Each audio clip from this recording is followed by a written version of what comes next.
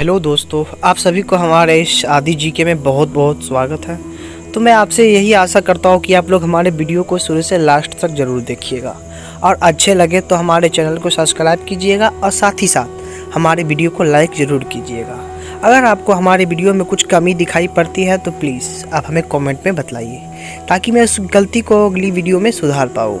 हम में से बहुत सारे ऐसे स्टूडेंट हैं जो इतिहास के कुछ पन्नों से अपरिचित हैं या आप बहुत कम जानते हैं। अगर आप बहुत कम जानते हैं तो कृपया हमारे साथ बने रहें, क्योंकि इस वीडियो के माध्यम से हम आपको मध्यकालीन भारत के बारे में संपूर्ण जानकारी बड़ी ही आसानी से प्राप्त करा सकते हैं। तो मैं आपसे बस यही अनुरोध करूँगा कि आप लोग हमारे वीडियो को शुरू से लास्ट तक ज़रूर देखिएगा।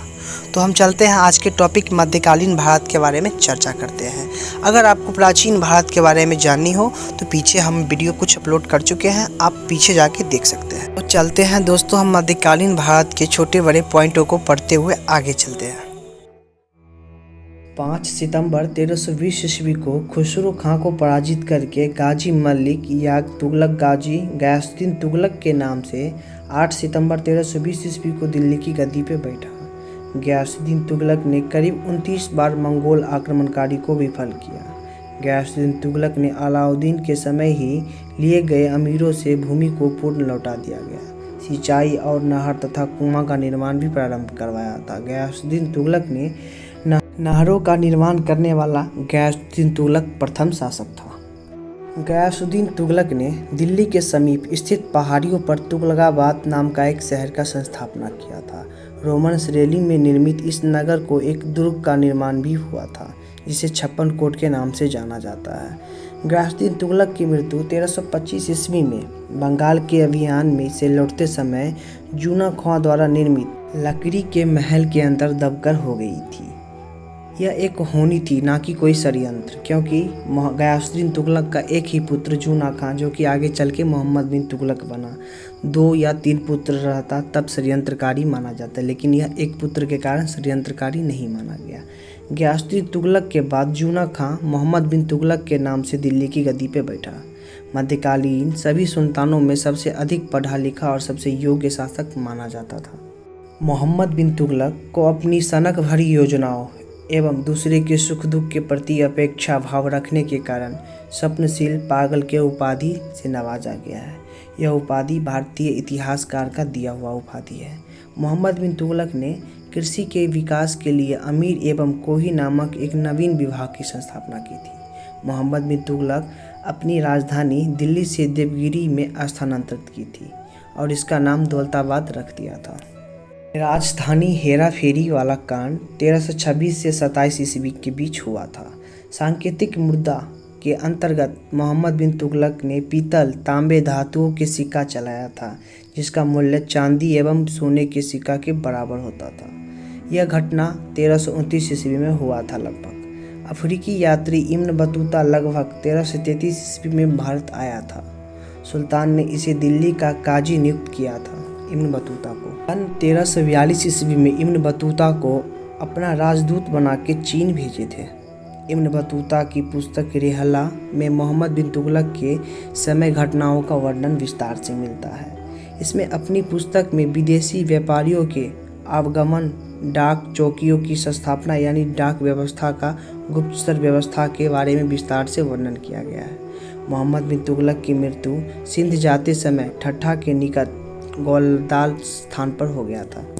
मोहम्मद बिन तुगलक के शासनकाल में दक्षिण में हरिहर तथा बुक्का नामक 2 भाइयों ने विजयनगर साम्राज्य का संस्थापना 1336 ईस्वी में किया। महाराष्ट्र में अलाउद्दीन अहमद शाह ने 1347 ईस्वी में स्वतंत्र बहरनी राज की स्थापना किया। मोहम्मद बिन तुगलक की मृत्यु पर इतिहासकार बरनी लिखता है, अतः लोगों को उनसे मुक्ति और उनको लोगों से मुक्ति हो गई। मोहम्मद बिन तुगलक शेख अलाउद्दीन के बहुत ही पक्के शिष्य या बहुत ही पक्के भक्त थे। वह सल्तनत का पहला शासक था जो अजमेर में शेख मनिउद्दीन चिश्ती की दरगाह और बहराइच में सालार मसूद गाजी के मकबरे में गया था। मोहम्मद बिन तुगलक ने बंदयालू में मीनन मुलहीन, दिल्ली में शेख निजामुद्दीन औलिया, मुल्तान में शेख मीरकुद्दीन, अजूधन में शेख मुल्तान आदि संतों की कब्र पर मकबरे का निर्माण किया था। सन 1351 ईस्वी में मोहम्मद बिन तुगलक की मृत्यु के बाद फिरोज तुगलक राजगद्दी पे आया था। फिरोज तुगलक का राज्याभिषेक ठट्ठा के नज़दीक 20 मार्च 1351 ईस्वी को हुआ था। पूर्ण राज्याभिषेक फिरोज का राज्याभिषेक दिल्ली में अगस्त 1351 ईस्वी को हुआ था। खलीफा द्वारा इसे कासिम अमीर उल मोमिनीन की उपाधि से नवाजा गया था। राजस्व व्यवस्था के अंतर्गत फिरोज ने अपने शासनकाल में 24 कष्टदायक करों को समाप्त करके 4 कर दिया था। खराज, लगान, उपज पर लिया जाने वाला कर, खुम्स, युद्ध के लूट के लिया जाने वाला बंद, जजिया वसूल करना तथा हिंदुओं से लिया जाने वाला जकात मुस्लिम धार्मिक पे लगाया गया था। फिरोज तुगलक ब्राह्मणों पर जजिया कर लगाने वाला प्रथम मुस्लिम शासक था।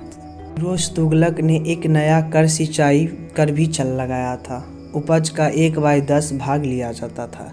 फिरोज तुगलक ने 5 बड़ी बड़ी नहरों का निर्माण भी कराया था। फिरोज तुगलक ने 300 नए नगरों का संस्थापना किया था, जिसमें हिसार, फिरोजाबाद, फतेहाबाद, जौनपुर, फिरोजपुर आदि सारे हैं। फिरोज के काल में खिजराबाद एवं मेरठ से अशोक के 2 स्तंभों को लाकर दिल्ली में स्थापित किया गया था। सुल्तान फिरोज तुगलक ने अनाथ मुस्लिम महिलाओं तथा विधवाओं एवं लड़कियों की सहायता के लिए एक नया विभाग का स्थापना किया था, दीवान-ए-खैरात के नाम से। सल्तनती काल सुल्तानों के शासनकाल में सबसे अधिक दासों की संख्या फिरोज तुगलक के काल में ही थी, लगभग 2 लाख। दासों के देखभाल के लिए फिरोज तुगलक ने एक नए विभाग दीवान-ए-बंदरगाह की स्थापना की थी। इसने अपनी आत्मकथा फतुहात-ए-फिरोज शाही की रचना खुद की थी। इसने जियाउद्दीन वर्नी एवं साम्य एवं रियास अफीना को संरक्षण प्रदान किया था। काफ़ी योग्य शासक थे फिरोज तुगलक।